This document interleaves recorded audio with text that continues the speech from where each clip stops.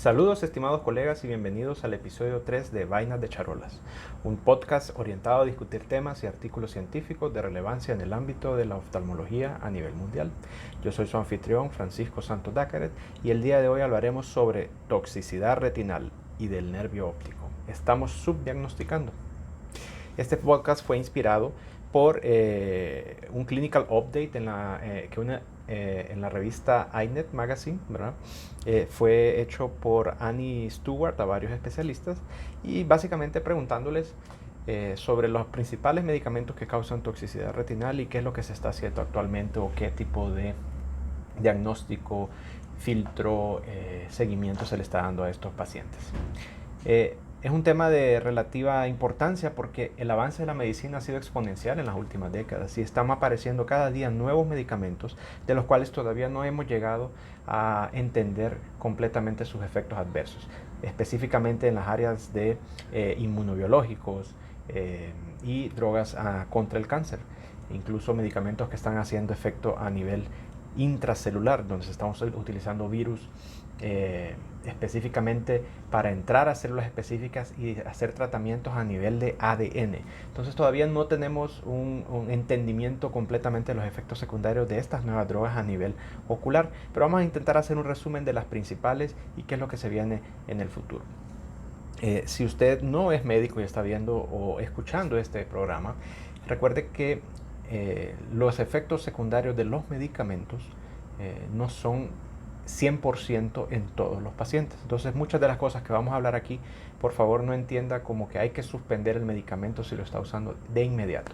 Cualquier medicamento que usted esté usando, si está siendo mencionado en este podcast, por favor consulte con su reumatólogo si es necesario o no retirarlo. Pero por favor no vaya a retirar el medicamento sin la orientación de su médico de cabecera. Empecemos con la hidroxicloroquina. Y en este caso, antes de comenzar de lleno al tema, tenemos que preguntarnos como oftalmólogos y como cirujanos de retina, ¿estamos haciendo una anamnesis adecuada? Es decir, estamos preguntándole a nuestros pacientes qué tipo de medicamento están usando, cuál es el nombre específico y no solo eso, qué dosis están usando. Muchas veces nosotros solo decimos, ok, tiene artritis, está usando X medicamento, pero necesitamos saber la dosis, la cantidad de veces al día que lo está usando, desde cuándo lo está usando y específicamente el nombre del medicamento, porque muchas veces nos vienen diciendo, y eso es, todo médico ha pasado por eso, es la pastillita blanca que está tomando. ¿Y cuál pastilla blanca? ¿Cuál gota transparente se está poniendo? Entonces, todo esto, en primer lugar, una adecuada anamnesis. Y ya entrando entonces con la hidroxicloroquina, recordemos que un antimalárico que se empezó a usar como difosfato de cloroquina, que era el más asociado a toxicidad macular. Sin embargo, ahora esos índices han bajado porque se está usando la hidroxicloroquina y la hidroxicloroquina se ha estado usando en dosis menores. Sin embargo, aún con dosis menores de hidroxicloroquina se están viendo casos de toxicidad por hidroxicloroquina. En ese sentido, el filtro o la evaluación de los pacientes antes de que sucedan los daños en el EPR es clave. Hay que recordar que en pacientes caucásicos la toxicidad macular, especialmente los daños a nivel del EPR, se va a dar más que todo parafobial en pacientes caucásicos, dando el famoso señal de ojo en tiro al blanco. Recordemos que el ojo de buey es una mala traducción de lo que en inglés se le dice bull's eye, que es tiro al blanco, como el arco y flecha, ¿verdad? Que son varios alteraciones circunferenciales o varios círculos que asemejan un tiro al blanco. En pacientes asiáticos generalmente el daño es central, pero también puede extenderse un poquito parafobial. Y en hispanos y afrodescendientes puede ser parafobial también y extrafobial. Obviamente no es una regla de oro para todos, somos una mezcla de razas y entonces puede haber diferentes presentaciones en cada uno de los pacientes. Especial cuidado si el paciente está usando la hidroxicloroquina combinado con el tamoxifeno, que ya lo vamos a hablar más adelante. Se ha visto que la potencialización de los efectos tóxicos de ambos medicamentos puede ser bastante peligroso, entonces prestarle extrema atención a ese tipo de pacientes. También, no solo para la hidroxicloroquina, sino para todos los medicamentos que vamos a hablar hoy. Cuidado con pacientes con problemas renales. Recordemos que eso aumenta la vida media del medicamento y su tiempo haciendo efectos sobre los tejidos. Una especial indicación también en pacientes con retinosis pigmentaria y degeneraciones maculares relacionadas a la edad. Ha habido muchas discusiones si tanto pacientes con degeneración macular o con retinosis pigmentaria pueden usar la hidroxicloroquina. ¿Es realmente este tipo de enfermedad una contraindicación? Muchos retinólogos piensan que sí, porque efectivamente afecta el área macular si llegase a tener una toxicidad, y es el área, por ejemplo, en la retinosis pigmentaria, que es donde el paciente ve. Si usted le está dando un medicamento que puede ser tóxico para la mácula, probablemente no es lo ideal, a pesar de que tenga una enfermedad reumatológica muy importante. Tal vez ver otras vías o otros tipos de tratamiento que podamos tener en cuenta. Y en cuanto a la degeneración macular, pues se ha visto que algunos pacientes pueden tener alteraciones tempranas, con 40, 50 años, con el uso de la hidroxicloroquina. En cuanto a las dosis, normalmente la mayoría de los colegas reumatólogos indican 400 miligramos de entrada. Ya se ha visto que algunas dosis son de 300 o 200 miligramos de hidroxicloroquina, incluso son efectivas para mantener el cuadro reumatológico en jaque. Muchas veces se indican dosis de 400 miligramos solo porque eso es lo que se estima, pero ya se está viendo que dosis menores pueden ser efectivas. Muchas veces intentar con el paciente dosis menores o incluso 5 miligramos por peso verdadero, no por peso ideal, para algunos tipos de enfermedades. También tiene mucho que ver en la intoxicación por hidroxicloroquina la duración del tratamiento. Se ha visto que hasta el 1% de los pacientes pueden tener toxicidad macular en los primeros 5 años de tratamiento a dosis de 400 miligramos. Y cuando se usa más de 20 años el medicamento, puede llegar hasta el 20% la cantidad de personas que tienen algún señal de toxicidad macular. Si el paciente ya tiene 20 años de estar usando el medicamento y no hay ningún indicio de toxicidad, el chance de que le dé toxicidad en el futuro es del 4%. Entonces, si pasó esa barrera de los 20 años, es muy poco probable que vaya a tener problemas a nivel macular. En ese sentido, el control ideal en los primeros 5 años del uso del medicamento es básicamente ninguno. A partir del 5.º año de tratamiento con hidroxicloroquina, debemos empezar a hacer exámenes seriados anualmente. En este caso, los que más se estiman son el campo visual 10-2 con estímulo rojo, ¿verdad? Recordemos que el que más se usa son el 24-2 Citafast o el 30-2, pero en este caso el 10-2 con estímulo rojo y un OCT macular. Esos dos exámenes son suficientes para intentar detectar alteraciones tempranas. Obviamente tenemos el electroretinograma multifocal. En Honduras no lo tenemos disponible, así como en varias partes del mundo es extremadamente difícil de conseguir.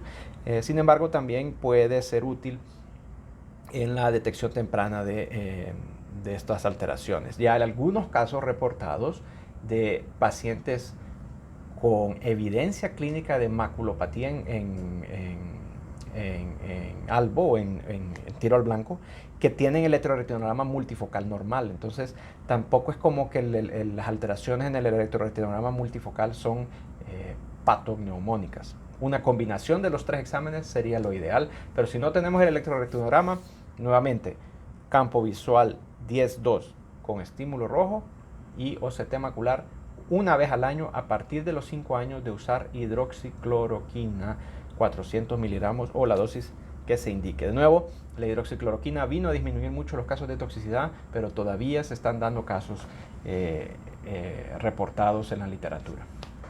Pasemos ahora al etambutol. Todo el mundo lo conoce, ¿verdad? Es un antibiótico de uso muy frecuente, especialmente para pacientes con tuberculosis pulmonar y extrapulmonar. Es un antibiótico que se usa durante varios meses, por eso el índice de toxicidad puede llegar a ser alto.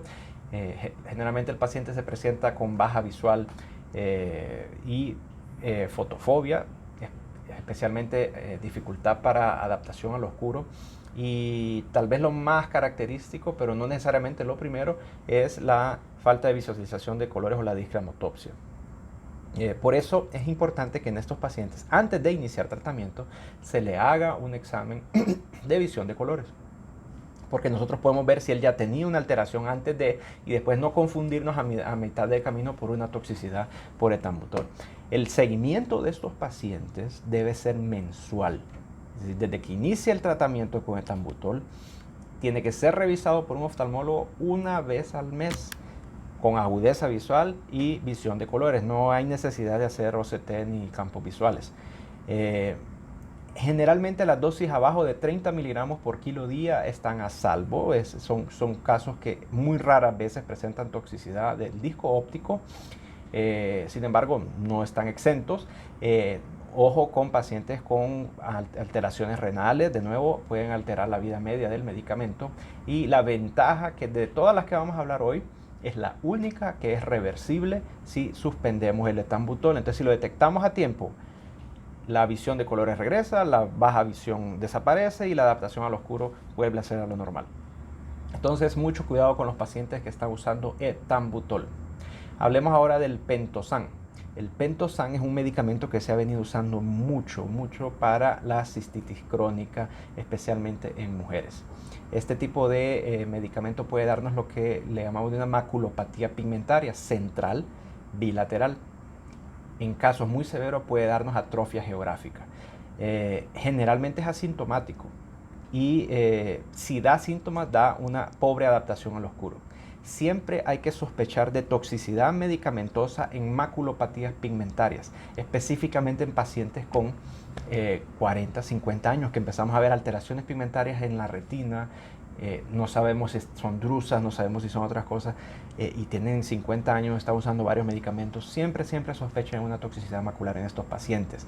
En estos casos la autofluorescencia es clave, porque nos va a diferenciar muy bien de una drusa por degeneración macular a una alteración pigmentaria LPR por una toxicidad. Entonces es un examen bastante sencillo si tiene el aparato en su clínica. Infelizmente aquí en Santa Lucía no lo tenemos, pero es la autofluorescencia, nos ayuda mucho a diferenciar estos casos. Hablemos también un poquito de la tioridazina. La tioridazina es un antipsicótico.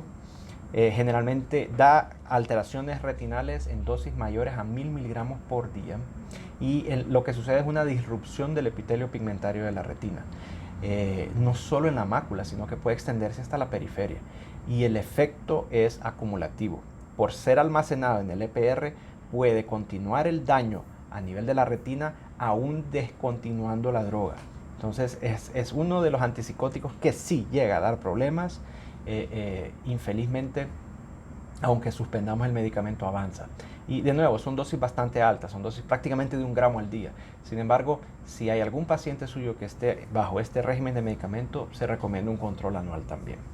Y entrando al gran monstruo que es el cáncer actualmente, el problema del cáncer es que tenemos tantas drogas nuevas que están saliendo cada año. Nosotros vemos drogas nuevas en el mercado, y la grande mayoría de ellas, especialmente las inmunobiológicas, pues estamos viendo problemas de uveitis, ¿verdad? Por efectos a nivel ocular, obviamente. Pero hablando de algunos de ellos, específicamente el tamoxifeno, que es uno de los más usados, especialmente para pacientes ya pues que pasaron sus procesos de quimioterapia, radioterapia, más un medicamento de control, ¿verdad? Este puede causar depósitos cristalinianos intrarretinales, causando baja visual y alteración de la visión de colores. Pacientes que están en uso de tamoxifeno deben ser evaluados una vez al año también con visión de colores. Existen actualmente los inhibidores MEK, o los inhibidores de la quinasa mitógenamente activada, y estos tipos de pacientes pueden presentar cuadros similares a la coridopatía serosa central, con la diferencia que en la angiografía usted no va a ver el pinpoint o el punto de fuga. Entonces, si usted ve un edema macular y no encuentra por dónde, un desprendimiento de retina seroso macular y no encuentra por dónde hay el punto de fuga, es muy probablemente una toxicidad causada por los inhibidores MEK. Y esto se ha visto que si usted lo suspende, pues el edema vuelve el desprendimiento de retina seroso resuelve espontáneamente. También los inhibidores checkpoint, que son otros medicamentos nuevos que se están usando para el tratamiento con cáncer, están dando desprendimientos de retinas serosos multifocales muy parecidos a los que vemos en el síndrome de Bokji-Koyanagi-Arada. Entonces, eso nos orienta un poquito a qué es lo que está pasando. Ojo con estos 3 medicamentos. Tamoxifeno, inhibidores MEK e inhibidores checkpoint son medicamentos que se están usando para tratar enfermedades potencialmente asesinas, es decir, enfermedades que pueden matar a nuestro paciente. Entonces, hay que medir muy bien el riesgo-beneficio de continuar o descontinuar los medicamentos junto con el oncólogo. Y se vienen muchos medicamentos nuevos, especialmente inmunobiológicos, y no solo eso, los inmunobiológicos biosimilares, es decir, las moléculas llamadas genéricas, que no se le puede llamar genéricas porque no son iguales a la molécula original, y no sabemos hasta qué punto estos medicamentos a nivel sistémico e incluso intraocular pueden causar efectos en la retina. Bien, esto ha sido todo para este episodio de Vainas de Charolas. Les recuerdo que pueden ver las notas de este tema junto con la bibliografía utilizada en el link de la descripción. Por su atención, muy agradecido y hasta la próxima.